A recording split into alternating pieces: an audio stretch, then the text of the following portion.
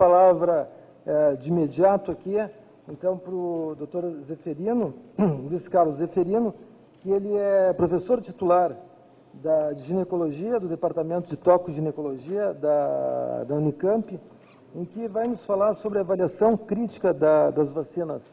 Por favor, doutor Zeferino. Quando o Manuel Afonso me convidou para que viesse falar aqui, acho que eu não prestei muita atenção no tema que ele tinha colocado. Porque ele falou sobre vacina, eu aceitei, e depois de várias apresentações com bastante entusiasmo, eu tenho que vir aqui falar avaliação crítica. Como que é mesmo? Avaliação crítica das vacinas. Que significa destacar o que tem de positivo, mas também, eventualmente, quais são os cuidados que nós temos que ter. Né? Na nossa trajetória, acho que, por exemplo, Papa Nicolau, até apareceu aí, a Nilma mostrou o Papa Nicolau, tem histórias anteriores até o Papa Nicolau. Em 1980, 1990, qualquer um que escrevesse um artigo sobre rastreamento de câncer começaria dizendo o seguinte: o Papa exame citológico é bom, é barato, é eficiente, detecta. Hoje não faz mais isso. A gente sabe que o teste HPV tem características diferentes.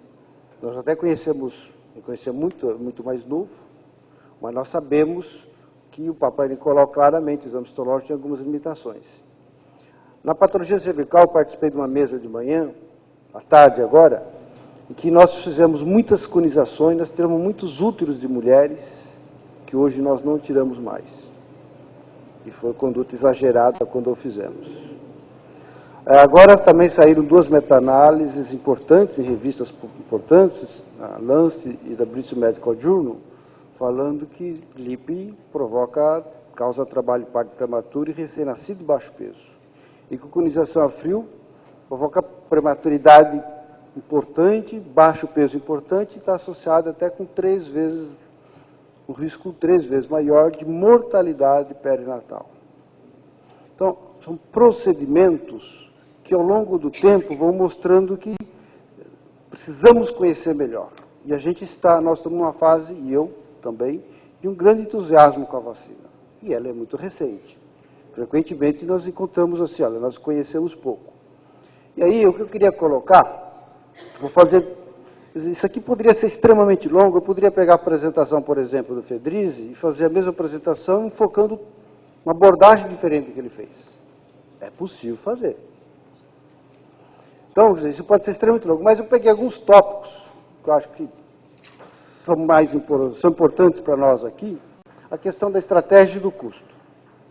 E aí eu achei que alguns componentes dessa posição da Organização Mundial de Saúde nos interessam. Um outro comentário que eu queria fazer é o seguinte: eu vou viajar para a Europa, estou viajando sozinho, eu posso optar por viajar de classe executiva. Se eu for de econômico, eu também chego lá. No dia seguinte, o programa, meu filho, quer ir junto comigo? Então, para viabilizar a viagem, eu e meu filho de econômica. Então, a questão individual do carro que eu compro, do que eu vou fazer, cada um pode decidir. Porque existe um autofinanciamento. Mas quando nós discutimos coletivamente, eu tenho que adotar outra regra. Então, quando a Nilma vem aqui e coloca as normas que ela colocou, e fala e conversa isso com o ginecologista e sua cliente, então está discutindo um processo de autofinanciamento, que é válido. Mas se eu tiver a nível de um governo discutindo isso, eu tenho outro referencial. Ontem eu disse aqui que tem regiões do Brasil que não têm condições de ter rastreamento de câncer de colo uterino, porque tem problemas de saúde muito mais graves.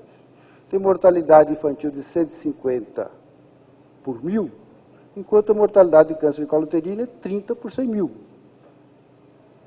Evidentemente, isso reflete que tem condições precaríssimas naquela região, que isso, nossa experiência de trabalhar nessas regiões, e eu já trabalhei, fazendo inclusive pesquisa, é que quando você tem o dinheiro da pesquisa, tudo funciona. Acabou o dinheiro da pesquisa, zero que foi feito. E a maioria dessas pesquisas em países em desenvolvimento tem essa característica.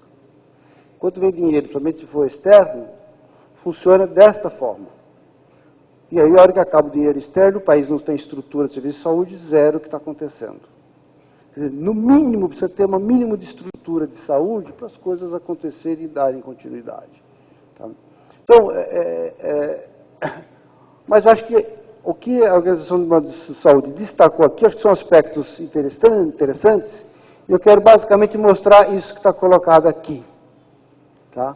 A população, e isso já foi dito, está no manual da FEBRASGO, né? Tem que ser crianças antes do início da atividade sexual, mulheres, de 9 a 10, talvez até 13. Mas o mais importante, eu acho que vem aqui.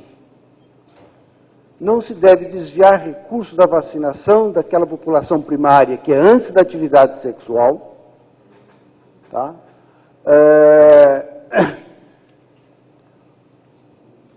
Quer dizer, para vacinar o grupo secundário, quem que é o grupo secundário? Quem tem mais de 15, 16 anos, que já iniciou atividade sexual.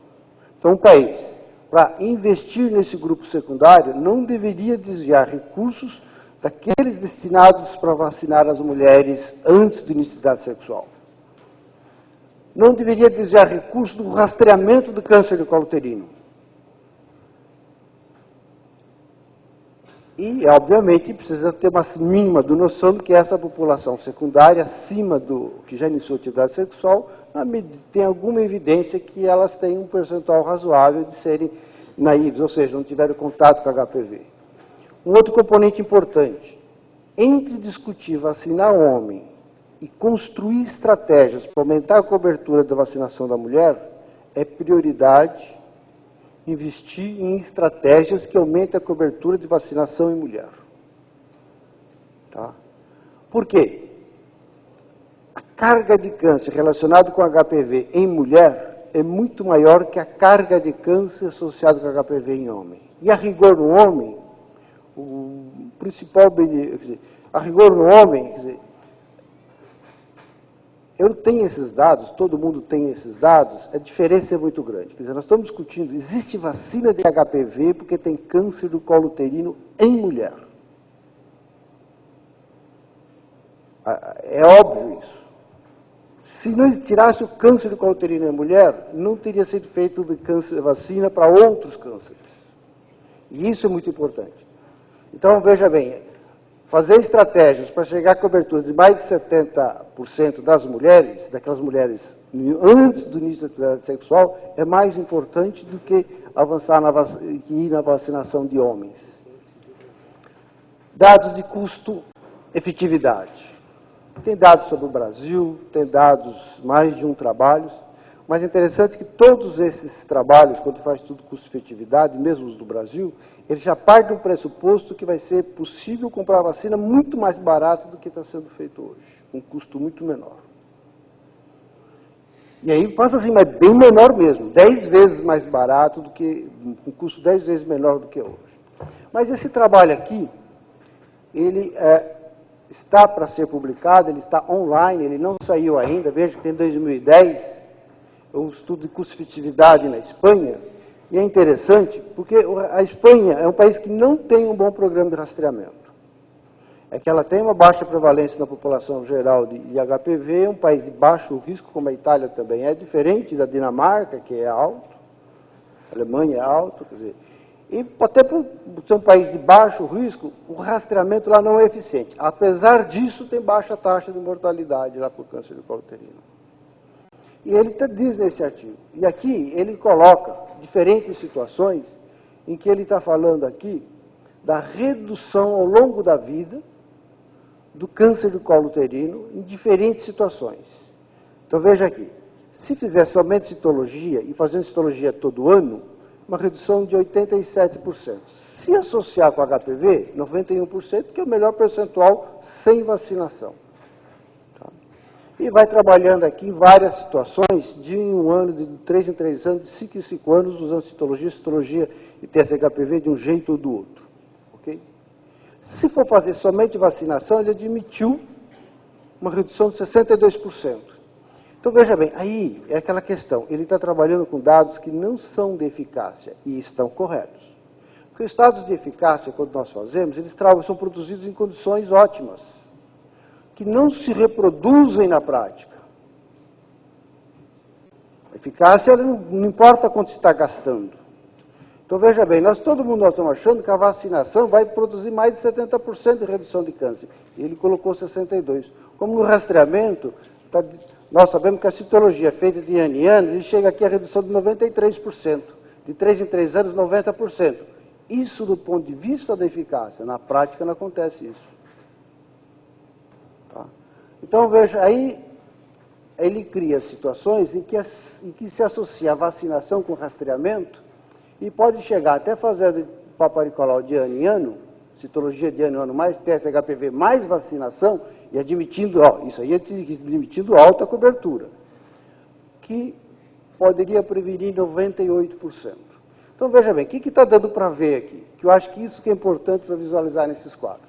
Nós temos aqui possibilidades de reduzir o risco de câncer na mulher sem vacinação, ao agregar vacinação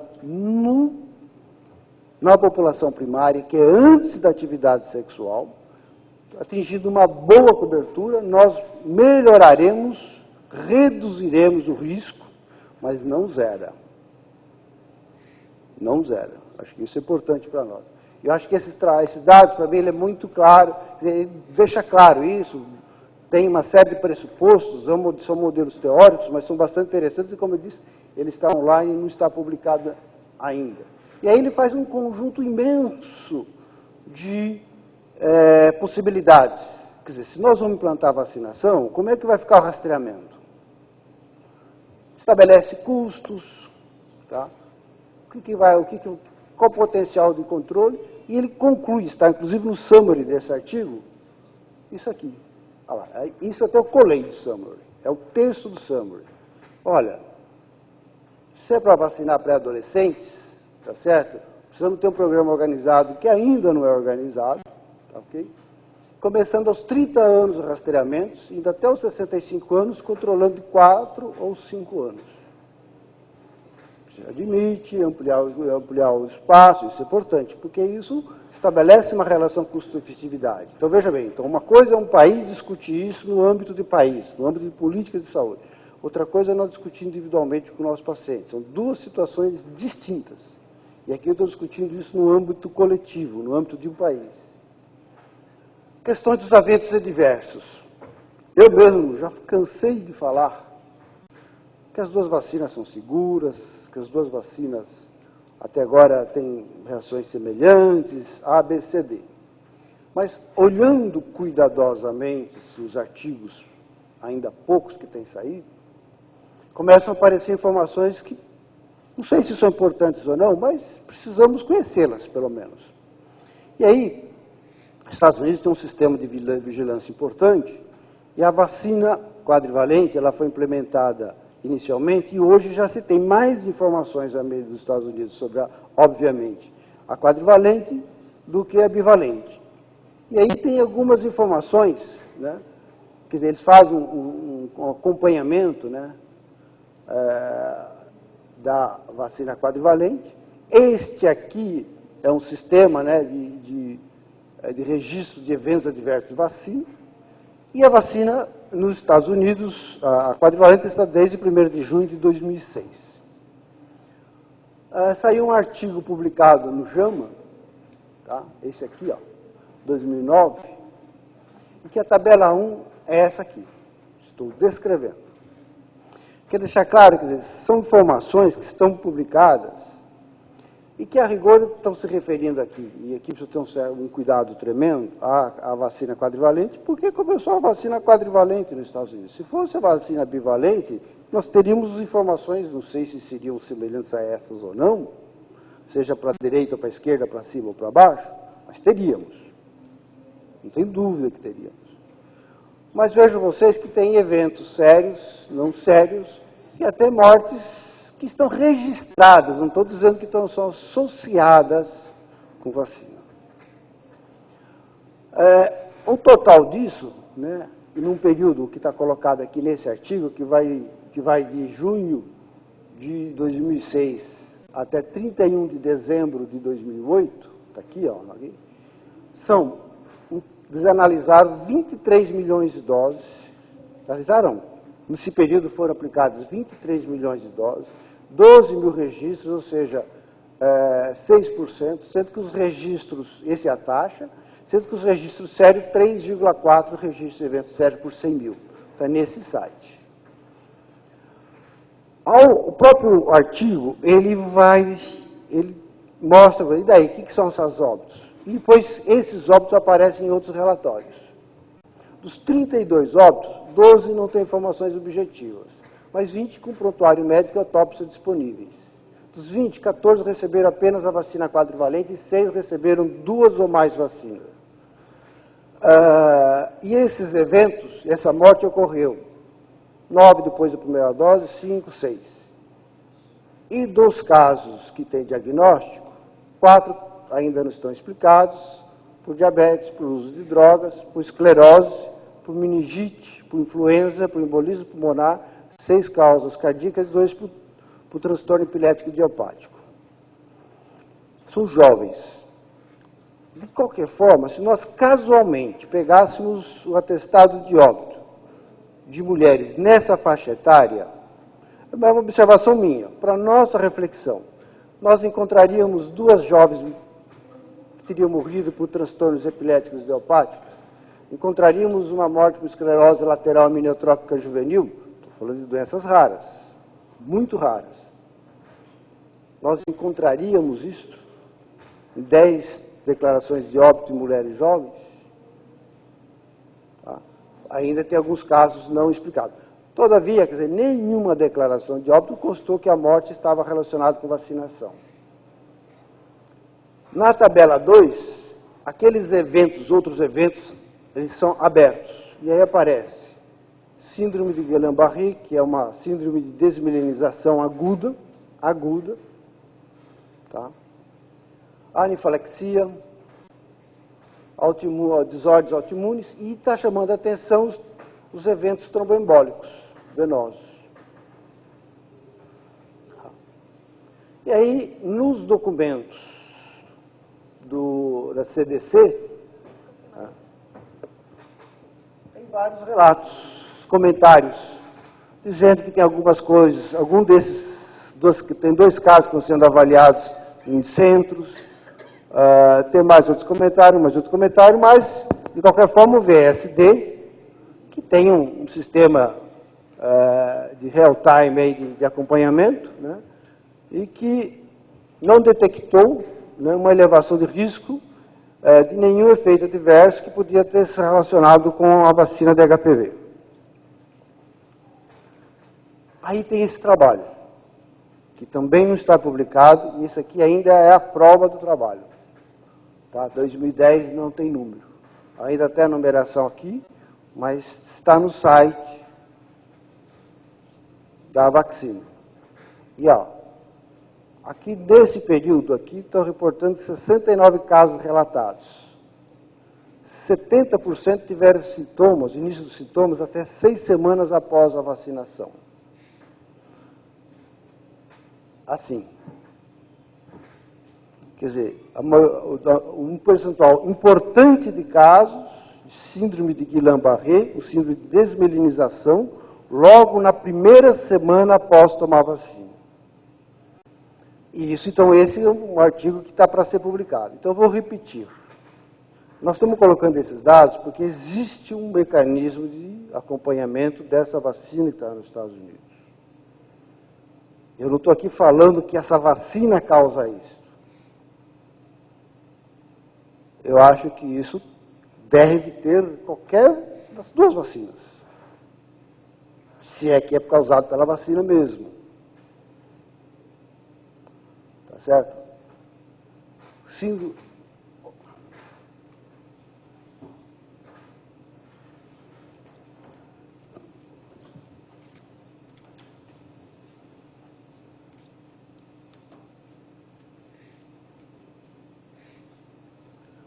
Então, a tradução do título está aí para vocês entenderem que é a tradução do título do artigo que está colocado. E aí vamos ver como é que outros eventos, também desse sistema aqui, né, de registro, com relação, comparando a vacina Gardasil, a Menactra, que é uma vacina contra meningococos, tem 4 sorotipos, e a influenza. Número de registros, a proporção na Gardasil, a proporção na Menactra e na influenza. Atendimentos de urgência após vacinação, comparando as 3 vacinas. Hospitalização, comparando as 3 vacinas. Risco de vida, comparando as 3 vacinas. Esses aqui são eventos por 100 mil pessoas. Tá? Isso, transcrição da tabela que está lá.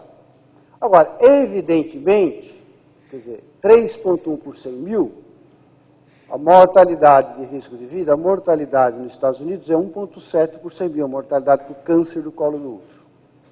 Só que a mortalidade 1,7 por 100 mil acontece todos os anos. E esse evento aqui, que é risco de vida, não é morte, aqui no caso não é morte, acontece quando tomou vacina e não um evento que se repetir, se estiver associado, não estou dizendo que está associado, ok? Acontece no evento que tomou a vacina. Mas é importante relativizar isso daí. Nós estamos aprendendo sobre a vacina, ok? E aí no Brasil a gente tem a mortalidade de 11,4 por 100 mil. Então, eu queria trazer esses dados, vou repetir uma coisa. Posso até fazer algumas reflexões aqui. Tem essa questão de desmobilização, o assunto das doenças autoimunes e vacina é um assunto que vem vindo. As vacinas têm diferenças, nós falamos dos níveis de anticorpos. Quer dizer, eu quero, de certa forma, aqui até meio que estou preocupado em resguardar a questão de ser a vacina quadrivalente, de vir aqui que eu fiz uma séria exposição da vacina quadrivalente. Eu poderia fazer a seguinte reflexão aqui, a seguinte dúvida. Será que pelo fato da vacina da bivalente ter níveis de anticorpos até maiores do que a quadrivalente, poderá ter problemas até mais importantes? Poderia fazer essa pergunta. Mas também ela não procede do ponto de vista de ficar. O fato é o seguinte, eu volto para aquilo que eu disse inicialmente. Nós conhecemos pouco. Pouco. Basicamente é isso que eu quero dizer. A vacina continua sendo fantástica pela tecnologia que ela oferece, pela eficácia que ela apresenta para as mulheres que são naíves, para aqueles HPV relacionados, tá certo? Nas regiões que têm altíssima taxa de mortalidade por câncer de colo uterino e tem minimamente uma estrutura, ela tem um potencial fantástico de reduzir a mortalidade, mas nós conhecemos ainda pouco nesse aspecto. Tá? A questão da proteção cruzada é uma coisa que eu acho fantástico também. Né? Independente do que vem sendo desenvolvido das vacinas, eu já vi conversa de usar o L2, eu já vi conversa de fazer vacina com vários outros VLPs, etc, etc, etc. Mas o HPV nesse sentido, quer dizer, esse aqui é da bivalente, de mulheres naíves que seguiram o protocolo, quer dizer, são condições ideais. Tu fala, naíves seguiram o protocolo. O que eu estou dizendo? Condições ideais. Tá, vamos encontrar lá nas meninas antes de iniciar a atividade sexual. Né? E aqui, redução de lesão de outros HPVs que não estão na vacina. Uma redução de 54% de liquidez ou lesão mais grave. O que eu quero mostrar? Quer dizer, de qualquer forma, parece que pega, ou então pega outros HPVs. Tá? E eu acho que isso e tem também demonstrado para quadrivalente, para bivalente, em diferentes graus. Quando o limite do intervalo de confiança é negativo, estatisticamente, ele não tem significado para mostrar que é efetivo, naquilo que está colocado. Tá? Poderia mostrar outros dados desse trabalho que mostra aqui do 31, 33, 45, até redução no 58, tá certo? E essa quadra aqui que mostra aquilo que está colocado, que é o percentual de semelhança entre as proteínas do L1 dos tipos relacionados na vacina frente aos tipos HPV referentes às espécies relatadas. Então, o HPV-11 teria uma semelhança entre as proteínas do L1 com os tipos relatados de 92% com 6. O 16, dentro da espécie alfa 9, ele teria em relação a 31, 83%. Teria, não, tem. Em relação a 33, 81% de semelhança. O 18, com 45, que é da mesma espécie, alfa 7, 88%. Eles são estruturalmente semelhantes. Isso favoreceria a proteção cruzada, ou seja, todos esses daqui, nesse grupo, poderiam apresentar proteção cruzada com HPV 16 e esse aqui com HPV 18. Nós vamos encontrar um pouco algum entendimento nessa árvore, tá? Onde eu vou colocar em foco aqui esse grupo aqui que é o alfa 7 e esse grupo aqui que é do 18 que é o alfa 7 e do 16 que é o alfa 9. Aqui nós estamos no alfa 7, veja que na árvore filogenética eles são muito semelhantes. A divisão acabou de acontecer, a divisão filogenética. E, portanto, tem a proteção, quer dizer, é mais provável que haja proteção cruzada, e aqui no alfa 9. Veja que aqui estão 52, 58, 33, 16, 31. Tá? Enfim, acho que esse é um componente aqui interessante que também pode estar, eu não sei avaliar isso ainda, qual o impacto que isso terá. Tem alguns dados que foram colocados aqui, eu acho que está terminando aqui. Tá.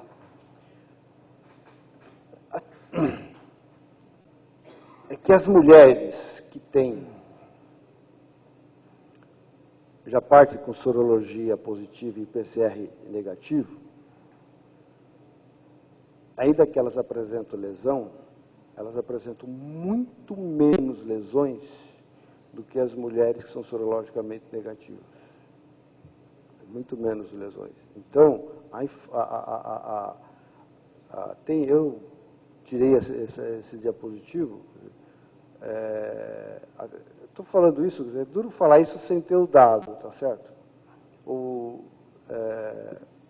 seja, o que eu estou querendo dizer é o seguinte: a pessoa que tem alguma imunidade natural, ela tem alguma proteção. Traduzir isso para a prática, tá certo? Ela tem alguma proteção. Isso os próprios dados da vacina, comparando diferentes grupos entre PCR e sorologia, quem tinha PCR positivo e sorologia positiva, os dois negativos, você analisando isso, nós vamos encontrar que no grupo de placebo, a prevalência de lesões foi diferente no grupo placebo em função desses aspectos, o que sugere que quem já tem alguma imunidade de sorologia positiva adquire menos lesão, tem alguma proteção, o que sugere. Mas acho que isso é outro aspecto, até não trouxe os dados, fica mais difícil colocar. Então, quer dizer o seguinte, eu vim falar sobre avaliação crítica, então eu fiquei meio solto, não tinha nenhum foco específico, se era homem, se era rastreamento, o que quer que seja, tá certo? E eu coloquei esses aspectos. Eu acho que vários assuntos foram colocados aqui, eu acho que está bastante conhecido que a vacina, as disponíveis, do ponto de vista de câncer, elas têm 16 e 18, são os mais prevalentes, mas não pega tudo. Então, o rastreamento é fundamental. Até porque das mulheres que estão hoje no grupo etário de rastreamento, essas mulheres não tomaram vacina. Professor, se tomar, elas vão ter... Queria ver se completava em 1 minuto, porque pela organização é pedido que nós desocupemos a sala às 19 horas e eu queria ver se poderíamos entrar em algumas Então é o seguinte, perguntas. o rastreamento logicamente é fundamental e nós vamos ter que reconstruir isto com os conhecimentos que tem, como o da Espanha, para as mulheres que estão tomando vacina com 12, 13 anos, que são aquelas que estarão mais protegidas e nós não temos isso bem colocado. Era isso que eu queria colocar. Obrigado. Ok, excelente. Eu pediria aos componentes...